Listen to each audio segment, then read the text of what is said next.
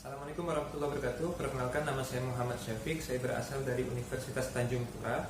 Insya Allah pada hari ini saya akan mewawancarai yang pertama adalah dosen dan yang kedua adalah tendik.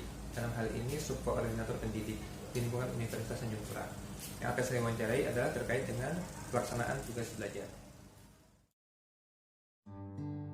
Assalamualaikum warahmatullahi wabarakatuh. Selamat pagi teman-teman.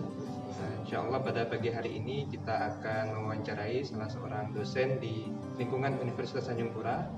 Beliau bernama Pak Samsul Bahri, Eskom MSc. MCS ya? Ya, maaf. Baik Pak, apa kabar Pak pagi ini? Alhamdulillah baik.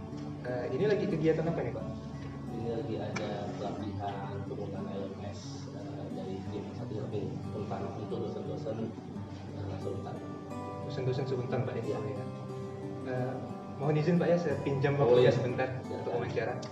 Baik Pak, ini wawancara kami terkait dengan tugas Hatsar. Jadi tema yang coba saya angkat itu terkait dengan tugas belajar. Jadi ada beberapa pertanyaan yang akan saya sampaikan. Pak Samsul ini saat ini mengajar di mana Pak? Saya sekarang ini fokusnya di Prodi Revitalisasi Komputer Fakultas MIPA di Universitas Tanjung Pura. Fakultas MIPA. Ya. Sudah berapa lama Pak? Kurang lebih 7 tahun. 7 tahun Pak ya? Ya. Berarti dari 2015 ya Pak? Ya. Betul. Kalau dari gelarnya itu kan MCS ya? Ya. Berarti S2. Betul. Apakah ada rencana untuk melanjutkan studi S3? Ya tentu sebagai bagian dari keberlanjutan pekerjaan sebagai dosen tentu ada keperluan dan memang keinginan untuk studi lanjut S3. Jadi insya Allah akan melanjutkan studi S3. Ya, Jawa mau.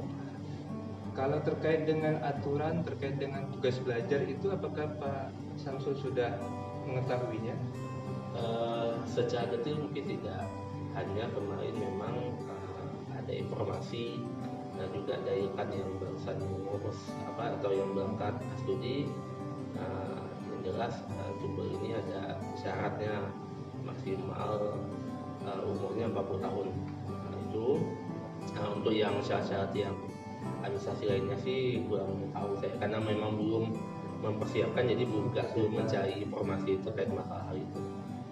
Tapi terkait dengan akses informasi itu, apakah menurut Pak Samsul sudah ada media, mungkin website ataupun media berbasis teknologi informasi lainnya yang menyediakan informasi terkait dengan tugas belajar?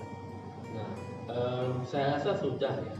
Maksudnya karena saya lihat teman saya kemarin dalam waktu yang cukup singkat langsung bisa lulus. Jadi beliau begitu selesai masa tugasnya sebagai kajur langsung cepat. Artinya nggak mungkin, kalau nggak ada nggak mungkin secepat itu.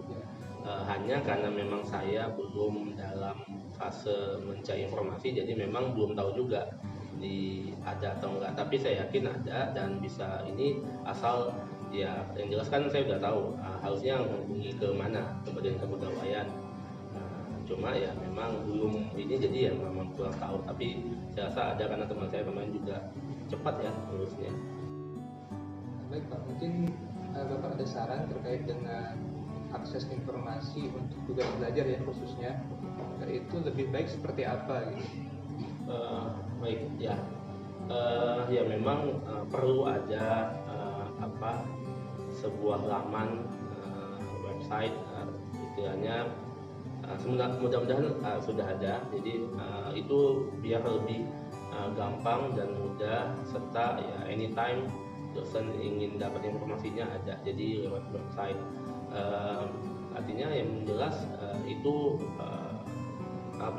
sudah tertulis, jadi dosen kalau memang pengen tahu ya tinggal mengunjungi aja. Jadi kalau tadi saya katakan menanya orang pegawai, oh ya Bapak bisa kunjungi halaman ini ya, itu kan jadi lebih praktis ya. Itu aja sih sebenarnya, nggak perlu yang sosialisasi. Saya rasa juga kalau emang kecuali ada perubahan ya, ada perubahan mungkin perlu sosialisasi, tapi kalau enggak ya tinggal di halaman yang ada aja informasi. Ya betul. Baik, terima kasih Pak Samsul atas waktunya. Sekian wawancara kami terkait dengan tugas belajar. terkait dengan bagaimana kita mengakses informasi khususnya melalui media yang berbasis teknologi informasi terkait dengan tugas belajar. Baik, Assalamualaikum warahmatullahi wabarakatuh. Sampai jumpa. Waalaikumsalam. Siap. Siap. Baik, saat ini kita bersama dengan narasumber yang kedua, yaitu Ibu Eva Novianti Estivera selaku Subkoordinator Pendidik di lingkungan Universitas Tanjung Pura. Baik, Ibu, selamat pagi. Mohon izin Ibu untuk wawancara sebentar.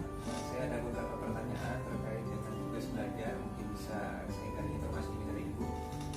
Untuk pertanyaan pertama itu, untuk dosen yang ingin melaksanakan tugas belajar, hal apa saja yang harus dipersiapkan oleh dosen tersebut?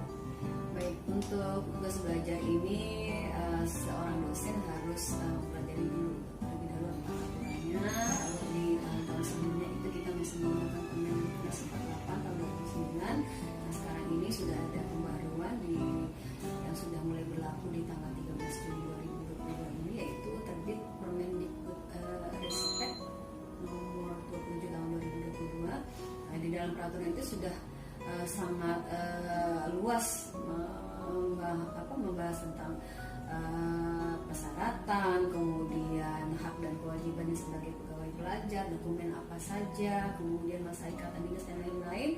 Nah, itu seorang PNS dalam hal ini khususnya dosen itu sudah harus memahami dan mempelajari tentang aturan tugas belajar tersebut.